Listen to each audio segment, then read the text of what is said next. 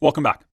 In the previous video, we talked about how new node over here gets repeated, both times in append and prepend. And as we create more methods on our linked list, we're going to have to constantly say new node, value equals value, next null.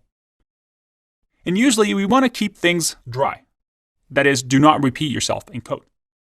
In many implementations of linked list, you'll see something like this, where new node is actually another class.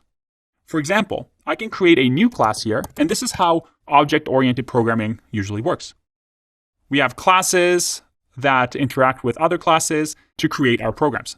So you'll see a lot of implementations of linked lists that have class of node, and this node is going to have a constructor that takes a value, and this value will have this dot value equals to value. It's going to have this dot next equal to null, just like that.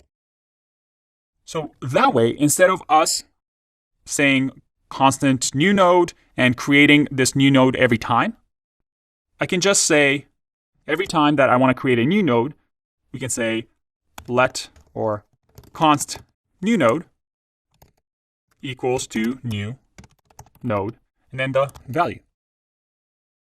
So every time we have a new node, we just instantiate what we call create and run this new node class that creates a node for us with a value property and a next property. So you might prefer using this syntax, but because I find this can get a little bit confusing, especially if you're not used to classes, I'm going to just keep things the way they are because, well, I think it's easier to read. And as you saw, it's fairly easy to implement if you want to do that on your own. Okay, just a quick segue. Let's get back to finishing our linked list in the next video. Bye-bye.